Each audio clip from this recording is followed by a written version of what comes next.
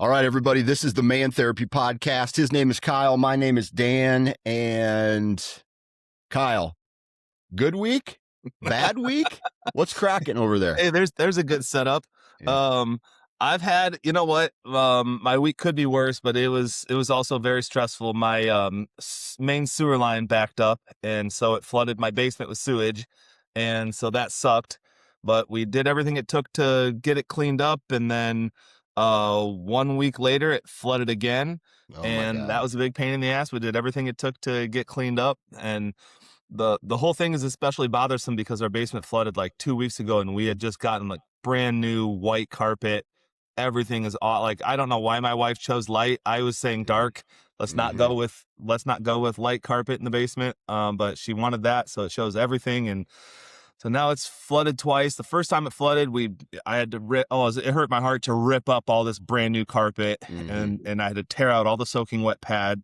I mean, it was soaked, like you could just wring it out. It wasn't just damp. It was soaked, and it was dirty water. So ripped all that out, and that sucked, but then got everything cleaned up and dried out and laid the carpet back down with no pad. I was like, God, this sucks. We just spent so much money to have all this done 2 years ago, and now it's just like ripped up new carpet with no pad under it. But like, okay, came to terms with that.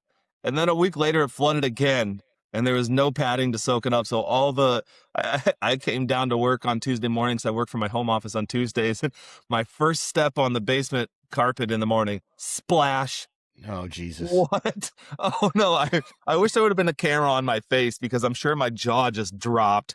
The first time our basement flooded 2 years ago, my stepson he like turned the shower handle, like the shower handle was like 20 years old, and he like turned it past where it should have been turned, and he screwed it off.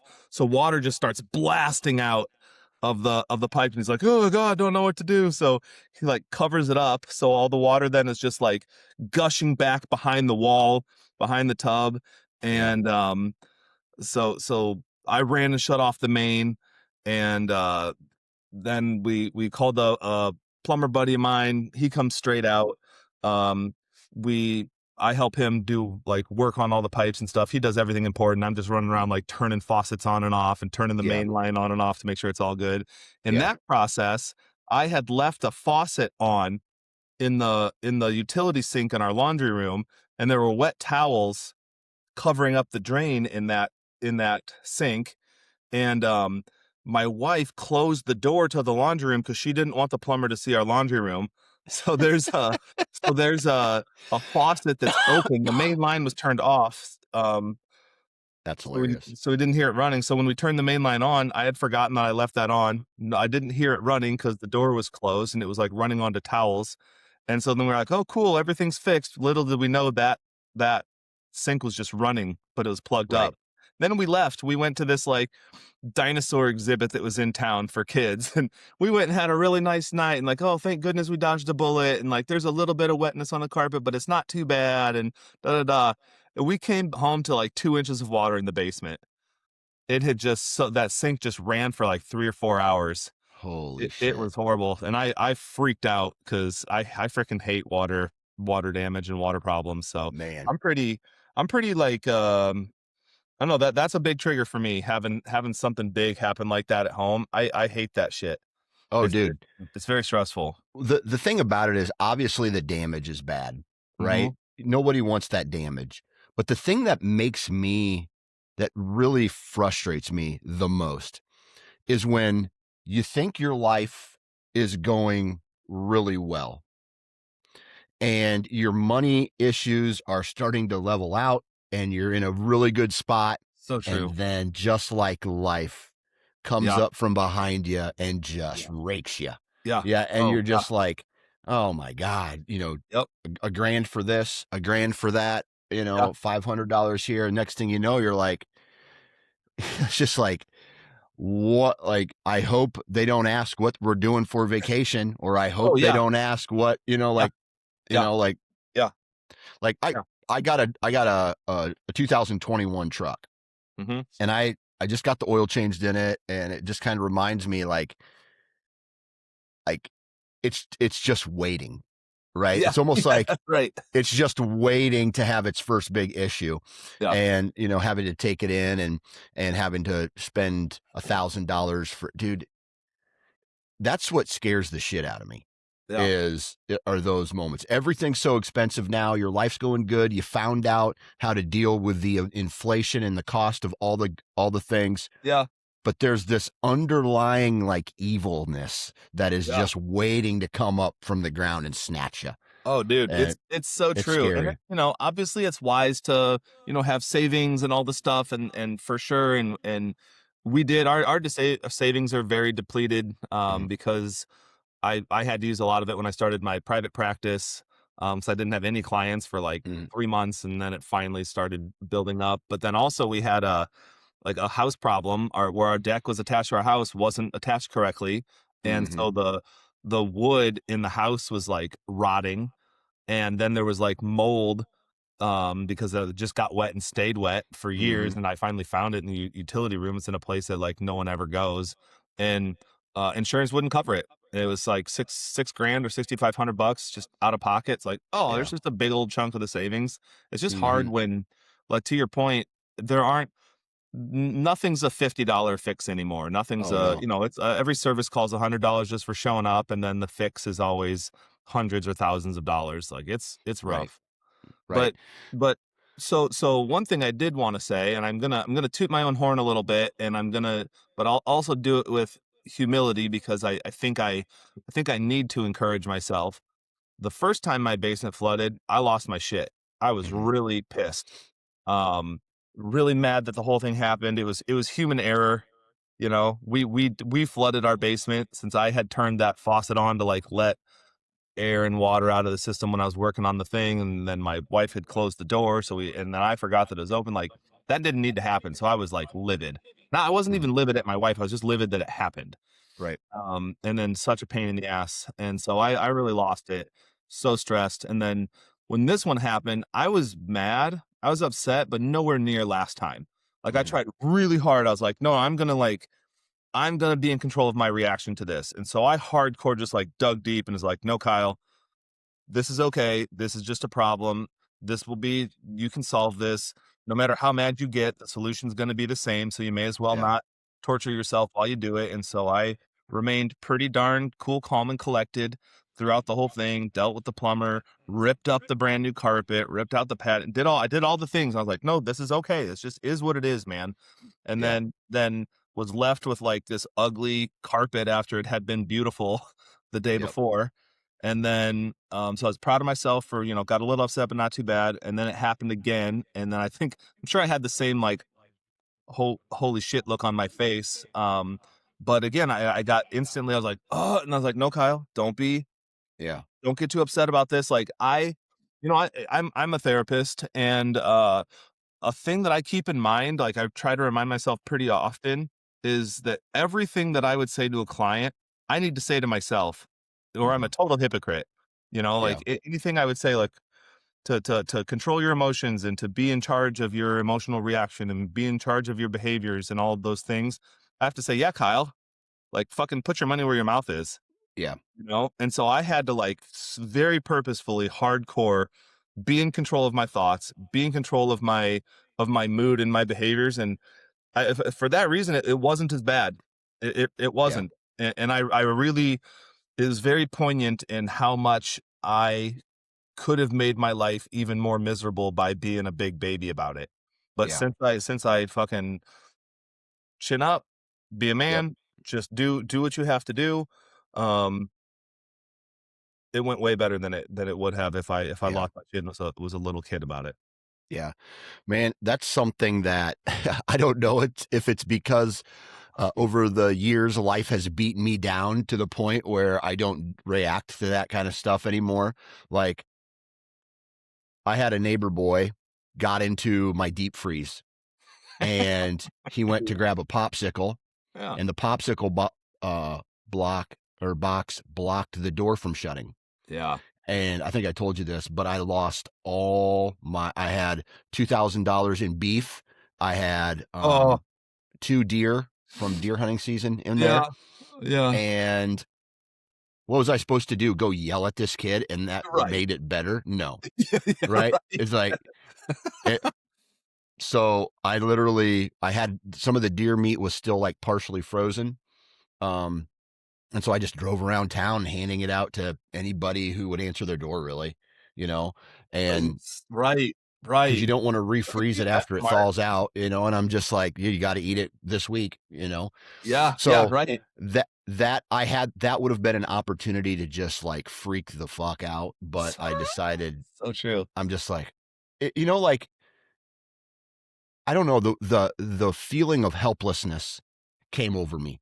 You know what I mean? Like you're just like you skip angry and almost go to a depressed stage where you're just like, why me? Why now? Why this? Yeah. Why Yeah. why did fate put this in front of me today? Did I need more problems to handle? Right. Right? Like, Right. Life oh thought I my was God. getting a little uppity and needed to take Yeah, me down. exactly. Oh, this Dan Johnson, what a cocky son of a bitch. Yeah, He he's thinks got a he little could go. spring in his step today. Yeah. What can we do? That's Oh funny. man. Yeah. Yeah. So those types of events, like that cost me $1,800 roughly because of the beef that we paid for and then didn't eat. Right. Yeah. But outside of that, just, man, and it's usually money. Like if I can fix it myself, if something breaks and I can fix it myself, like here's a perfect example. Last night, it was purely an accident. We've been through like 5 iPads in our house, right? Whether it's just kids throwing them or stepping on them or not treating them well. Well, last night, the dog started barking and my daughter rolled over and went to go push the dog off the bed, and she rolled over and put her elbow on the iPad, cracking the screen again. And I didn't, I just, she came up at like 1 a.m. and she's like, Dad, I just want to let you know this happened. And I didn't even care about it. Like, I'm just like, I was already past it. Like, I don't even, we shouldn't even have an iPad anymore. All you guys do is fight about it. One less thing, like I got to deal with. Right. So, Yeah. Amen. Oh man. And actually, aren't you supposed to say your state champion wrestler daughter? Oh yeah. Yeah. We didn't record last week? No, dude. And I missed you too, actually. I was bummed that we couldn't record. Yeah. I had to like move clients around since I had to cancel people on Tuesday when the plumbing issue happened. So I had to see him on Friday, so I couldn't see you. So dude, freaking congratulations to your daughter. Holy shit. Yeah. She what was a badass. Yeah, it was I'll tell you this. I'm proud of her that she won. Don't get me wrong. She's the title of a state champion is a rare title to accumulate. Yeah. But what I was the most proud of this year compared to the previous year was that she wanted it. Like, and I kept reminding her, like, I was her biggest hype man when other people were not. I was like, hey, listen, I look at you and I don't know when or how, but in your future, you're going to be a state wrestling champion. And I kept repeating that over and over and over to her. Yeah. And I think what it did was it went from, can I be a state champion to I am a state champion before, like, I have everything I need to be a state champion. Right. And so it was awesome this year because she, like the previous year, she's like, I don't want to go to practice today. I don't want to. She didn't say that this year. She went to her practices. She worked hard. She did things above and beyond what most, 12 and 13-year-olds do to get better. She committed herself, and the result was this. And I think the cool part about that is now she sees the hard work translate into something else. Yeah. Right. Yeah. And now she understands, well, if I work harder this year, I could be state champion again. You know what I mean? Like, but, and I tell her, I go, wrestling is probably one of the only sports, the better you get, the harder it gets. The harder Yeah. everything gets. Like Yeah. Yeah. now we're probably next year not going to go wrestle at some of these smaller town tournaments. We're going to have to travel to these national tournaments now so you can get real competition. So it's you against the world basically Yeah. at this point, right? Right. It's not, Yeah. one excellent wrestler shows up and wrestles for a total of 30 seconds for the whole day. We want pressure on her to Yeah. make her into a diamond, and Yeah. that's Yeah. Absolutely. so. Man. But Yeah. yeah, I was just so excited for you guys. yeah. So I excited. want to get your opinion on something real quick. Yeah. Let's hear it. Okay, and this is kind of in regards to that. This year, actually, right now, the state of Iowa and states like I believe Tennessee, Minnesota, Kentucky, um, other states, Florida, I believe, they are all eighth graders are allowed if they're good enough, right? You still have to be good enough if you're good enough to participate in varsity sports. Okay. Eighth graders in varsity. Yep. Iowa is in the process of the law it has been passed by the House of Representatives. It has yesterday, no, 2 days ago, it passed a subcommittee where it would be and then it got passed to another subcommittee, and I believe if it passes this current subcommittee, it can be up for a vote for the Iowa the legislative session that is currently in, where there's a potential that they're going to vote on this and eighth graders will be allowed to participate in varsity sports based off the rule. Now the how do I put this? The school board, the school district has to approve it. The school has to approve it. And so that's kind of where we're sitting. We're in this potential timeline, and my daughter is getting ready to go into eighth grade. And I think she's good enough, especially after this summer of wrestling and training and stuff. There's a chance I don't know. Here's what the road isn't there yet, but I want to prepare her for as if the road is there for her to walk, if she wants to walk it. And so I just wanted to kind of get your thoughts on like what you think about putting kids in a scenario like that. If they're ready, like bumping them up and doing something crazy like that. Yeah, so I think ready kind of depends on the criteria you would define Yeah. readiness. Maybe they're physically ready, and then that'd be like are they physically and mentally ready? I think the pros of it are pretty obvious that that kid could develop faster. They could go against better competition. They could get more exposure if they're trying to like go to college. They won't be held back by their age group. Like all of that's cool. The things that worry me, I guess, might worry me less with wrestling since it's one-on-one and they're by weight class. But like, a con in a lot of sports is like, an eighth grader playing a varsity sport is going to be like developmentally much is like behind, Yeah. smaller, you know. Mm-hmm. But in wrestling, that's kind of alleviated because there's weight classes and Yeah. whatnot. One thing that one thing that's rough about it is like even a mature eighth grader, a mature eighth grader might be pretty different from a mature 11th grader, Mm-hmm. emotionally. That's a pretty big jump to going from being a big fish in a little pond to a little fish in a big pond. Right. Maybe the main thing that I worry about though is the idea of like the eighth grader missing out on being a leader on their own team. Mm-hmm. Like they've done all this work and they could be like, they could have earned the position of being the leader and people looking up to them, and they're just going to go be a small fry Yeah. on the varsity team, so to speak. I feel like a lot of kids that got moved up were robbed of years of playing with their friends.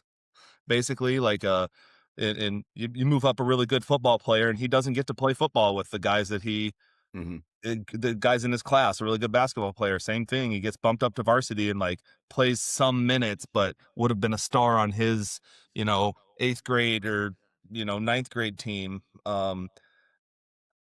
It's hard because you can't predict the future. It's like, will this be awesome for this kid? Or, what if the kid doesn't end up going to college and they just ended up sacrificing all those years that they could have played with their peers? Yeah.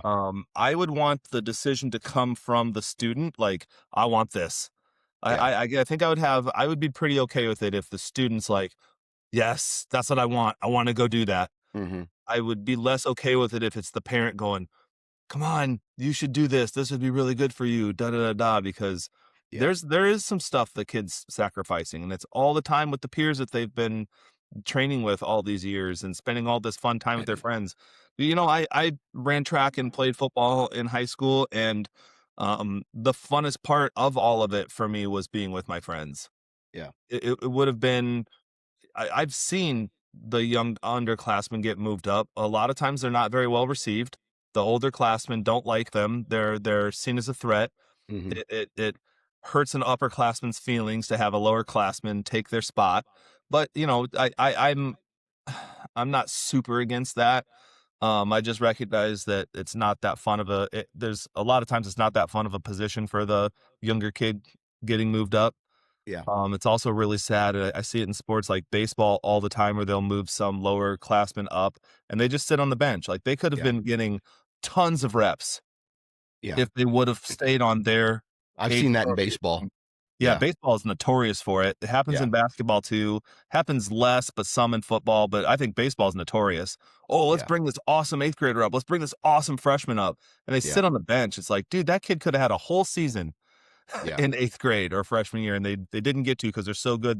They practiced with the varsity, but then they didn't play at all. Like, I don't Yeah. like that garbage. So Yeah. I guess if Yeah. the kid's like, yeah, I want this, then I'd say, all right, here, let's talk about what it's going to mean, what you're going to get and what you're not going to get. Yeah. And if the kid Yep. still wants to do it, then cool. But I don't like when the parent's the one that's choosing it for the kid. Right. Right. And I don't want to choose it for my daughter. I want to be prepared if it is, and it is something she wants. So because it's so up in the air right now, like the training that we're going to be doing this off season isn't necessarily just to get her ready if that rule changes. It's going to get her ready for this next year anyway. Exactly. Yeah. But it's a little different in what we're talking about. Yeah. But again, it's not like an eighth grader, a stud eighth grade football player going up against, like, let's say the stud eighth grader is 140 pounds, right? And he's a running back and he can juke the shit out of anybody. And he's going to go up against it. Like, dude, there's a guy on our high school football team who's 6'8", 300 pounds. Right. You've seen that guy? He's the guard or tackle on the O line. Yeah. Oh yeah. And he's like the heavyweight of the wrestling club, dude. Yeah. He's a wall. Dude, I'm afraid of him. Walking next to him. Yes, and so, yeah. And so it's just crazy. Like, I get that. That's a different kind of full contact where someone could get really hurt if you got a kid going. Like, agility is one thing, strength is something complete, and momentum and size are two completely different things. Yeah. But when, like, for wrestling, when you boil it down to the same weights, then you're a little bit better in that too. Yeah, so safer. I totally agree with that. A little bit safer. So that's just something that I'm thinking about, and I'm trying to just like open if it is there, I want to have her ready in case it is something she wants to do. If she says, you know what, I just want to do another year of club team, but this would be, she could potentially go back and wrestle eighth grade club team and potentially be another state champion, be a state champion again. Yeah. However, how badass would it be in North Dakota? There's been a girl who's won it 7th and 8th grade year state champion in South Dakota or North Dakota, one of those two Dakotas. Mm-hmm. So she's a 7th grader and beat 7th graders, 8th graders, 9th graders, 10th, 11th, and 12th. So a 5-year spread. Wow. And she's a champion. She was beating. Wait, so she's a 7th grader. Yeah, and she beat seniors. She was beating everybody. Wow. Yeah. You're like I guess I don't know exactly how it all works. Was your daughter, what grade is she in? She's currently a 7th grader. She's a 7th grader. And so was she wrestling only other 7th graders? No, she beat 8th graders, and it was 7th and 8th graders. 7th and 8th graders. Okay. This year at the state tournament. So her pool was 7th and 8th. That's what I was wondering. Okay, so now, then and next year it'll be 7th and 8th also. Yeah. And then after that, it'll be, unless this law gets passed, then after that, she'll be a 9th grader. Freshman. And the 9th grader is 9th, 10th, 11th, and 12th. Right. Right? Right. Okay. Wow. Right. Mm-hmm. I would say that, like in Iowa, 8th graders can already play on varsity. So for baseball and softball. Mm-hmm. Just not other sports, not in season, like in school year sports. Not sure why that is. Yeah. But yeah, dude, it's something that we're just going to try to get better at. It's crazy to see her maturity as she gets older, the maturity level change as far as maybe when she loses a close match, or when she, like her training regiment or having to go to practices, and how hard getting to see how hard she works in those as well. Yeah. And so it's crazy it's pretty cool to see I mean, she's 13 now, dude. She's becoming like a young lady, and getting to see that is pretty cool. You know, she's got her own personality, but getting her to see her change into someone that me and my wife has helped raise, and like she's a good person, and that's pretty awesome to see. Absolutely, man. Yeah, very cool. She's a great kid. Mm-hmm. Yeah, I always enjoyed being around her. Yeah. All right, so switching topics now. Mm-hmm. I had a scenario play out this morning before we came up here and started recording. I wanted to get your thoughts on this.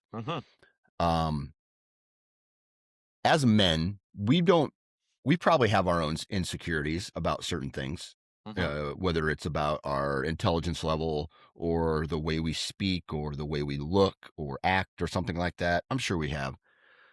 But for some reason, women do it way more than men. And I don't know if it's a culture thing or what the deal is. But I will say that I'm basing this 100% off looks at this point. Okay. Okay. And just stop me if I go too far. But your wife is attractive. Thank you. I mean that with all due respect. Yeah. Agreed. My wife is attractive. Right. Agreed. Respectfully. Okay. Respectfully. Right. That'd be funny if you were like, God damn, dude. Yeah. Like, she fine as fuck, dog. Well, slow down, partner. Take a breath, bud. But this morning, and I don't know what it is, and it is actually one of my biggest pet peeves. We had when I had a boat, I got to hear it all the time for some reason when girls were in their bathing suits. Yeah. But this negative talk about how they view themselves and how they look and how they're aging, dude, I hate it. And there's nothing that I can say, right? Like this morning, my wife was like, "Oh, I'm looking really thick today. Like, I'm not looking good. I'm not feeling good. I'm just like, what planet do you live on? Have you been to Target lately and seen all the other people your age? Have you gone out in public? You are a 1%er as far as her physical fitness is concerned, right? And things like that. And still, she is completely unhappy with, I'm not saying all the time, but like those comments. And then that just fires me up because I obviously come back with, are you out of your mind? You're perfect for me. I love everything about you. Like you're gorgeous. Yeah. And it just she's they say it, and it frustrates the shit out of me because they're putting themselves down. No one else is doing it or saying, "Oh God, your wife's a gorgile or gargoyle," Right. right? Right. Nobody's saying that Right. except them. And Right. Yeah. so I want to know if you go through that at all, and how do you deal with that? Yeah. Yeah.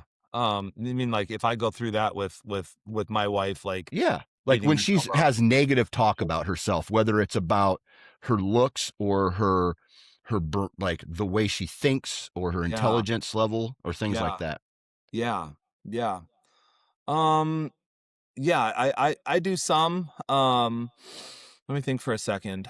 Um, I don't try to save the world, so to speak, when that Hmm. type of talk comes up. I basically I think I feel like I've realized that all I can do is pretty much what you did, but basically say, I think you're awesome. Hmm. You know, Yeah.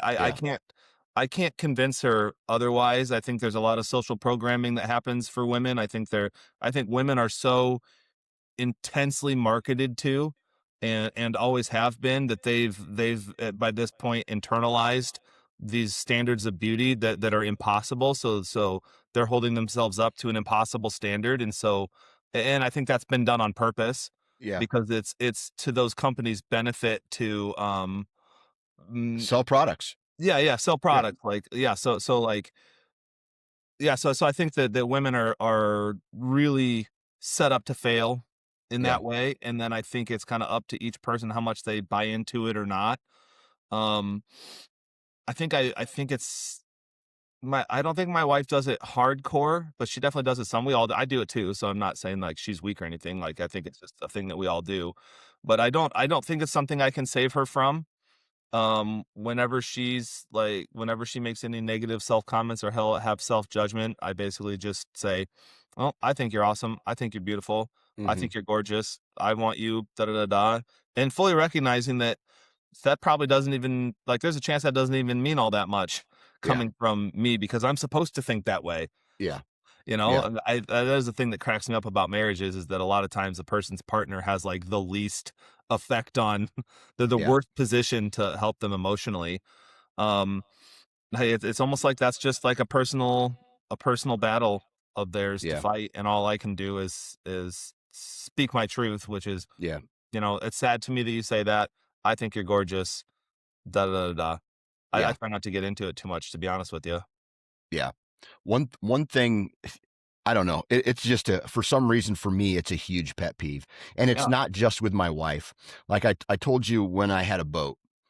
Um, my wife has an August birthday, so on one of her birthday parties, we had a boat party, and I Hmm. took like 15 or maybe 10 women, all had kids, Yeah. all were in their late 30s to mid to late 40s out on this boat, and they almost all of them said something negative about themselves.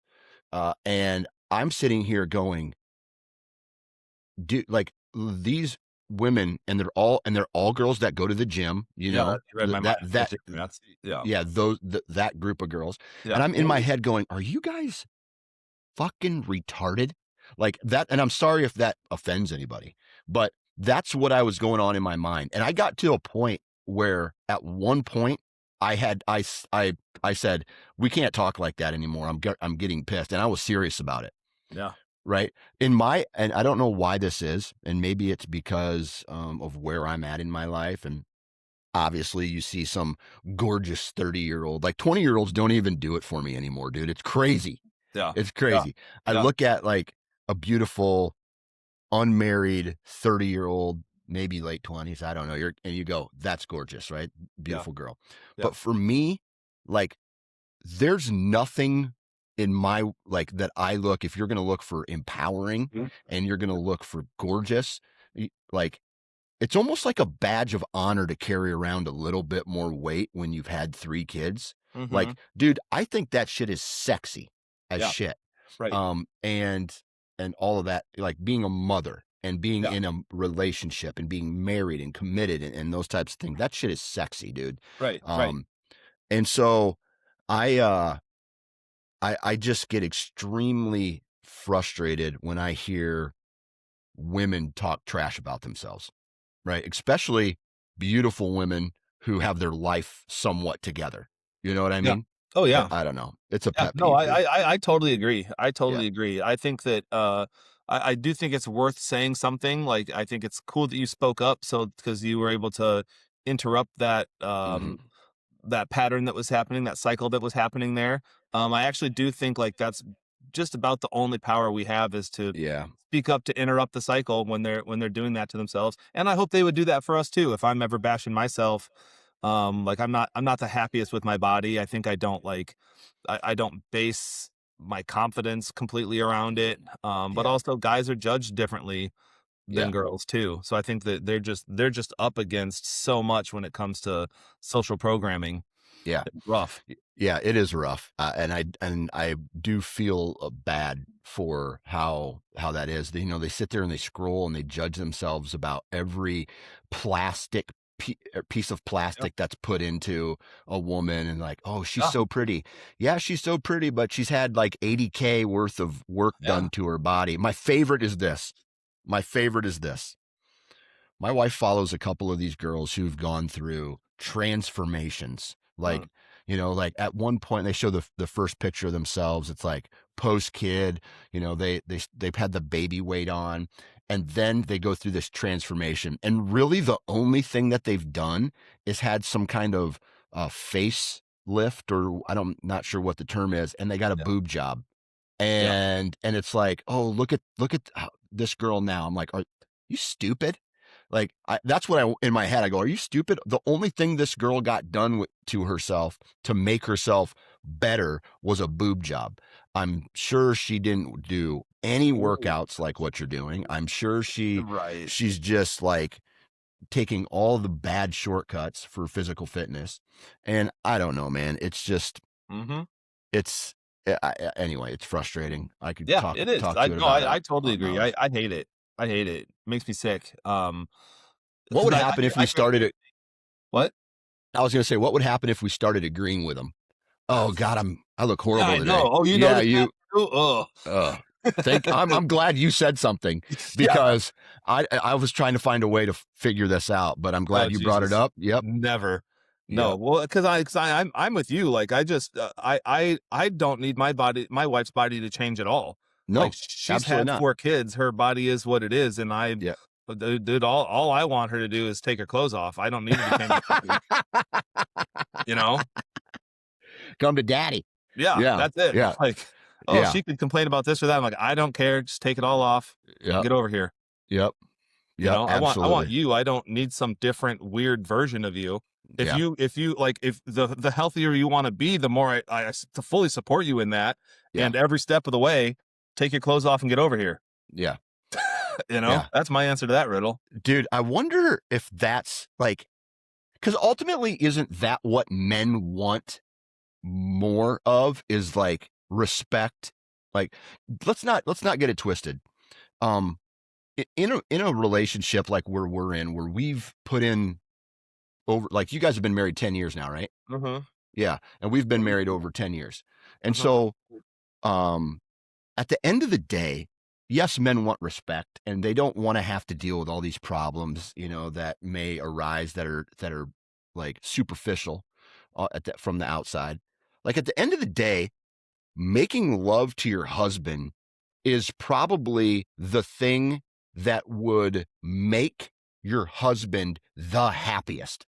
Like, and if you want to truly do something for your husband, make love to him as many times as humanly possible in a week or a month. And Yeah. you're going to get a guy who is extremely happy and willing to bend over backwards for you. Yeah. And I'm sure there's guys out there who do that anyway. Yeah. Right. Right. They do that anyway for their spouse. And I get it. You can't, like, especially when you have kids in the house, you can't just be love making all day, every day. Right. Right. But, Right. but at the end of the day, like, if I had more of that in my life, I'd be a happier person. I'll tell you that right now. I would love to like look out my window one day this summer and just see you literally just skipping by Skipping. on the sidewalk. Like, did Dan just skip by my house? What's he doing? Yeah, what's up Yeah. with Dan this week? Yeah. Dan skipped by my house 3 times this week. Yeah. My wife's driving a new car, like all. Yeah. I think generally speaking, you're correct. I think there are some shitbag guys out there that would ruin the whole thing for everybody. But I do think that, like, generally speaking, the average good guy that, like, truly loves his wife in a healthy relationship, healthy marriage, that if they had more sex, he would probably be way happier. Oh yeah. Oh yeah. It's not rocket science, dude. It's not rocket science. Yeah. And for some reason, that becomes one of the biggest, hottest topics in a marriage. I mean, we talk about it a lot. Yeah. You know? Oh yeah, it's true. I saw some wife was talking to a friend. Is 2 women talking, and the one is like, "Wow, like, look at all these cool projects you've got done around your house. Like, your place is really, really nice." And she goes, "I never say no to him, and he never says no to me." Yeah. So she's like, "I'm there for every need that he has, and then he just wants to do everything for me." It's like, then you're not just begrudging, like, cool, I'll just do everything you want, and I don't get much of what I want at all. That's a fun deal. Yeah. And I think, I don't know, like, I can remember a couple years ago on social media, there was, well, it comes cyclical, right? Like, there's waves of certain things that come and then they disappear for a little bit and then they come back again. And I can remember the one where it's like, you know what really turns me on is a clean house. Right. And then for like 1 whole month, I kept the house spotless. Yeah. No, it doesn't. Yeah, it didn't change.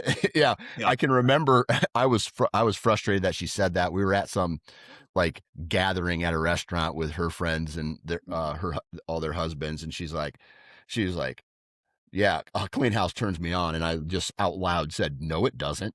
Yeah, right. And everybody kind of got a little bit of laugh out of it, right? But I was serious as shit, dog. No, that's right. I'm calling bullshit on this. That's bullshit. Yeah, that might be true for some. That might be true for some women, but I also think that it happens often that the guy ends up bending over backwards and doing absolutely everything he can, and stuff, and still nothing changes, because that wasn't really the issue to begin with. But and also I feel like we should just say it's not always the guy that wants it more than the girl. It is true that the girl wants it more than the guy sometimes, and that's a stressful situation too. But we're just talking from our perspective here, so we can't.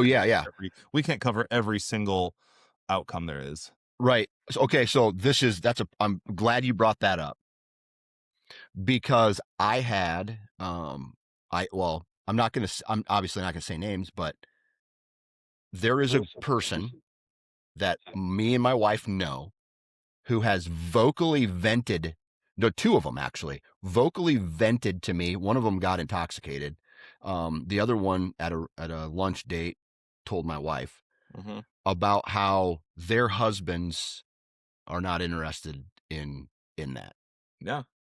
And that is the same. I like, and this is a joke, obviously, but if Jesus came down from the clouds today, I am more shocked by those 2 comments than Jesus coming down out of the clouds today. Like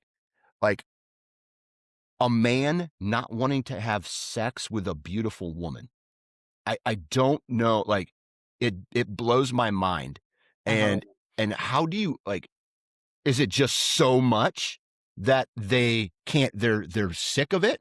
Or is there something else going on that in them that it's so obscure to me, I can't even relate to it. Right. Yeah. And that's fair. And also it's highly likely that it's like something biological going on with them, or something medical or physical. You know, there could be low testosterone, or could be high stress, could be a number of reasons why that might happen to a guy. And the guy, you know, like I think everybody responds to that sort of thing differently, because it's like, I wouldn't be surprised if the guy was, like, frustrated by that too. Like, I don't know why I don't have a sex drive. This, I would guess that he'd be like, this feels crazy to me too.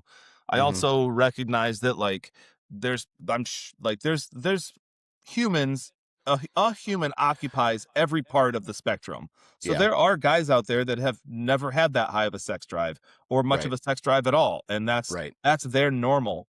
Like Yeah. for those wives, like it would make me wonder, like, did something change? Like, did they used to have a higher sex drive and now they don't, and now the wife's going like, oh shit, like this is a change. And Yeah. then I would wonder why, and I would wonder what the husband thought of it, and if the husband was like, th- if the husband was like, yeah, this is just me now, so eat shit. Or if Yeah. the husband's like, yeah, this is weird, I don't know why I don't have a sex drive, like let me figure this Yeah. out. Or if the husband's like, I don't have a sex drive, but I recognize that you still do, and so I'm still willing to participate in sexual things with you because I Yeah. know that it's still a need of yours. Or if he's like, yeah, I just don't, so you now don't get it for the rest of your life either. Like, I don't know, Yeah. it just depends on how everybody deals with it. Maybe Yeah. he's like, if you'd keep the house cleaner, I'd want to fuck you. That's probably too flippant, but I Yeah, mean, you want some of this D? Why yeah. don't you go get into the kitchen and make me a sandwich, right?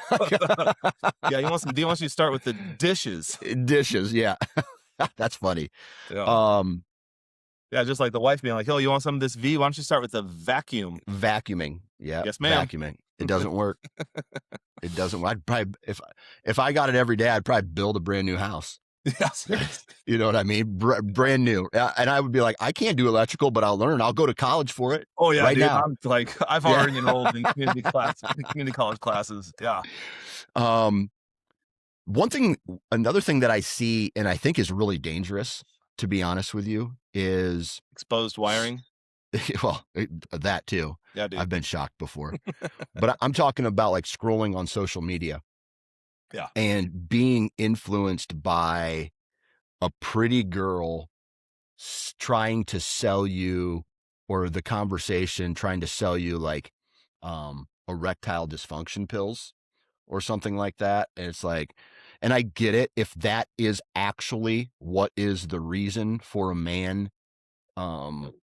Like, first thing I would say is, as someone who has been on testosterone before, if you're feeling a certain way, go get your blood checked by a doctor. Okay. Right. That's first and foremost. And then that's where you start. That's the baseline. But from the pills, right? Or the testosterone, if it is in fact like your wife wants to have sex with you, and because of low testosterone or ED, you can't do it, so you need to get a medicine to help you perform that way, then yes, that's a potential answer for you. Mm-hmm. However, the marketing is always the woman saying that the satisfaction has changed. But my gut tells me that if I started taking like ED pills and got back on testosterone and stuff, that doesn't change my wife's physiological makeup. Yeah. Right. Which my gut tells me is, I'm just going to be very conservative here and say 75%, if not higher, of the issues in a marriage are not the man, but the woman wanting to be intimate. Like, ultimately, the woman is the key holder and the gatekeeper to the sex in a marriage. Without knowing what the data is, exactly. Yeah, I'd say probably could be. Yeah. I'm sure that our experiences are biased by being men and mostly hearing from other men these issues. I don't know what, it'd be interesting to talk to our wives. Like, maybe I will ask my wife today, like, do you hear your friends talk about not like their romantic relationships? And then that's even like it's tricky, because just because somebody's not hearing about it doesn't mean that it's not happening, because some people are more open than others. Some people like have issues that they just keep to themselves. So I don't know how prevalent it is the other way. It seems to me, and this obviously is probably biased, but it does seem to me that it's more common that it's the man that wants it more. The woman's the one that, as she gets older, shuts down. I fully recognize that doesn't happen like that 100% of the time. There's outliers for everything. Yeah, and there's women in their 40s and 50s that still have strong sex drives. So like, I'm definitely not saying that there aren't. I would guess though that that's rarer than a woman that like starts to lose their sex drive. Yeah. And then Yeah. also I think that none of us probably get enough education about what happens to all of our bodies, but probably especially women's bodies 100%. as we age naturally, and like what's normal and what happens during perimenopause, and Mhm. how does stress really affect all of those things. Like I think that a lot of deeper problems get glossed over because they're not understood, and instead we label things as like, well, you just don't want to, like Exactly. you're just not trying, you're this 100%. isn't important to you. Yeah. And it's not that it's Yeah. probably something that's actually some biological thing that's happening, that she might not understand herself, or he might not understand himself. Yeah. So I Yep. think we And need to be careful about the personal attacks. Like if you 100%. you know, if you found me attractive, you would da da da. If you loved me, you would da da da. If you cared, you would da da da. If you love, because the person that's experiencing the low sex drive might be like, I don't, I don't fucking know either. Yeah. I used And to I when I was 30, I wanted it. When I'm 45, I don't. So I don't yeah. know. I don't know what Yeah. happened. Yeah. And I think it's especially in our age range, right? I think it's 100% fair to do research, right? Like to go in and start blaming one person Yeah. for saying, well, geez, like it's like why don't you have sex with me? Why aren't you having why aren't you being romantic with me? Why don't you like to be touched anymore or whatever like that? Yeah. Go do some research yourself before you start thinking you know what a woman's body's like, Mm-hmm. because you don't. Yeah. Right? You don't think, you don't act, you don't feel, you don't have a menstruation cycle, you don't do any of that. Uh-huh. Right? So how the hell would you even know how she's feeling? Yeah. So one thing that I've done is I know she's going through that perimenopause stage in her Yeah. life, and Yeah. I'm trying to do a little bit of research at a time Yeah. to figure it all out. Like not figure it out, but help Understand. me. Yeah. Start to Yeah, understand. understand. It start Educate yourself. and Yeah. that's kind of like a form of communication, to be honest with you. Mm-hmm. Yeah. Yeah, I had never even heard the word perimenopause until the past, I don't know, 3, 4, 5 years. Yep. Like I had heard of menopause when I was a younger guy, but I'd never heard of perimenopause. How is that not common knowledge? Like it's the Exactly. thing that like every woman that gets to that age experiences. How are we in the year 2026? How do we not? How is that not just normal common knowledge? Yeah. That and the fact Ridiculous. that, man, I've mentioned this before.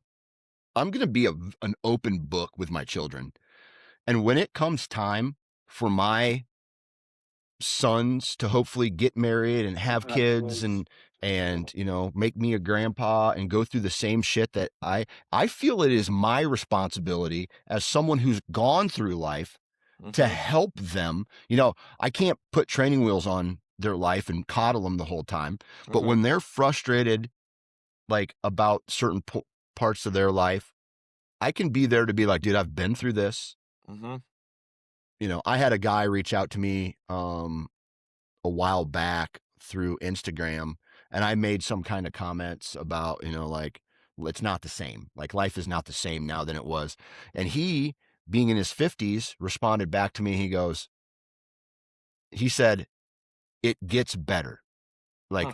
Like, everything gets better if you just ride this portion out of your life. And I Yeah. think that's frustrating for a lot of people Yeah. because the the most stressful time in a person's life, according to the studies that I've read, are Yeah. in their 40s while they're raising their kids. And once they're out of the house, it becomes a little less stressful. Mm-hmm. But we're in the thick of it right now for career, Yeah. for kids, for Yeah. aging, for Yeah. health issues, and finances, and it's it's thick right now. Yeah. Yeah. Yep. I totally agree. I think we've probably covered some of this before, but like unless you're in like an abusive relationship, I think like my oath, my vows mean a lot to me. Yeah. Like I really meant it when I married my wife and said I'm going to be with you forever. Mhm. You know, And so like any rough patches that we hit, even if they last for years, like I'm here for it. I'm not trying to leave. Mm-hmm. I'm Yep. not going to leave her. I'm not going to leave my kids. Now, if she was like a freaking alcoholic, drug addict that like abused the kids and stuff, like, okay, there could be exceptions made. But if Yeah. it's like, hey, life has changed and desires have changed and stress levels have gone up, and it's like, hey, we're in this together. But Yeah. we knew what we were getting into. And, I think it was Alex Hormozy said, you knew it was going to be hard. You said you knew it was going to be hard. Like, this is what hard feels like. Yeah. Like, this is not I time to like bear. that quote. Yeah. Yeah. I Yeah. like that quote. Yep. And as we all know in life, it's not easy, dude. Like being a father, being a husband, owning your own business, or just going to a job and living life and dealing with finances and trying to make it all work Mm-hmm. is hard, man. Mm-hmm. It is hard. Yeah. And I had to have a reminder of some of that earlier this week, and where someone, I was bitching about something to somebody, and it wasn't like really complaining. It was like kind of like the fake complaining that people do sometimes. There's like, yeah, well, prices of everything are going up. Yeah. And in my head, something popped up and goes, dude, you have air conditioning. Yeah. Right. You have running water. Hot shower. Yeah. Do you think they have Netflix in Africa? You know what I mean? Like, there's places in this world, and I was born in the United States. We have the comforts of the United States, right? But a majority of any other country in the world, even in Europe, they don't have air conditioning. Finding clean running water is is sometimes difficult. Where you're going to find your food is sometimes difficult, right? Like, we're not raising crops and hogs in our backyard, or, Yeah. Right. if they die, it's going to affect us. Like, there's perspective, I feel, that can humble a lot of people if you just let it. And then you can realize, holy shit, my life is not as bad as I think it is. Yeah. Yeah. Yeah. Yeah. Yeah. Absolutely. Also, there are lots of parts of Africa that are just as developed as here, but there's lots of Right. parts that aren't. Yeah. But I'm just saying, in general, you Oh look yeah, yeah. outside of the United Take for States. granted. We take for Yeah. granted how good we have it. Yeah. Is what you're getting at, generally Yeah. speaking. Yeah. Yeah. I totally agree with that. I also think that there's a chance that we've over comforted ourselves, that we've poisoned ourselves with comfort, that Yeah. there's a chance that we'd be happy if we didn't have, if things weren't it, we could be happier if things weren't as easy as they are. Yeah. Yeah. There's actually a book. I'm going to see if I can't pull it up. See, basically it has to do with how the United States has had so much comfort and so much catering through technology and other things, that when it's almost like the movie Wall-E. Have you ever seen the movie Wall-E? Yeah. The Disney Wall-E? It's like that. Like, everything is taken care of for us now. Yes, we have to go to work and we have to earn money to buy goods and services, but all of that is ruining us, basically. It's making us not be able to deal with high pressure situations. Our health is declining. Yeah. It's crazy. Yeah. I think that's where I think they're, The comfort crisis. I found it. Sorry to interrupt. The comfort crisis. Yeah, I think there is some. I think there is some room for the, the macho influencer that's like, oh, you should do something hard every day. It's like, I think there's something to that, because if you I don't, do too. life just gets too easy. I'm sure you've heard the quote, hard times create strong men, strong men create good times create weak men, and weak men create hard times. Yeah. Like, I don't want to be in the phase that's like, things are easy for me, so I'm the weak man. I don't want that. I don't want to be that guy. I know that my grandpa struggled, worked his ass off to make things better. Then I know that my dad worked really hard to make things better. And I don't want to be the cream puff that was like, yeah, I don't know, life was super easy, so I'm just a wimpy piece of shit. And then I raise kids that are just like overindulged, spoiled, and then they're even weaker than me, and then they cause problems in their family that make that make their kids, my grandkids, have to be strong. Like, I don't want that. Yeah. I don't want any of us to be the cream puffs. Right. If things are good, I want to be able to notice it. Go ahead. Yeah. My favorite, dude, I 100% agree with everything you just said. I have a funny story. My grandpa, I was in college, and for some reason he started pulling out all of these like little portfolios that he had from way back in like the 80s and 70s, probably even the 60s when he was farming. Okay.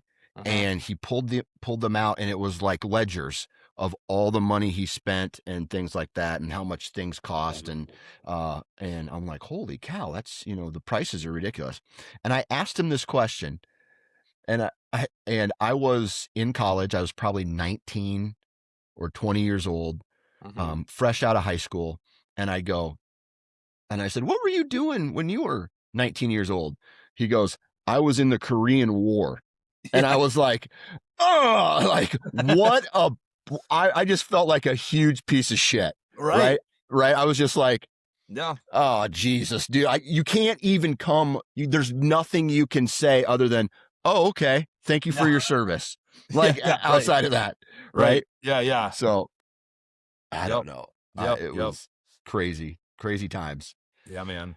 Very true. Well, I'm gonna check out that book, The Comfort Crisis. Yeah, I need to check that out too. But anything else we got to talk about today? Good conversation. Yeah, no, I think it's okay to press pause. We've always got stuff, so I think we can pick up next time.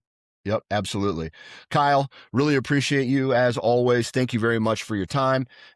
People, do me a huge favor. Go to iTunes, Spotify, wherever you download The Man Therapy or listen to the Man Therapy podcast.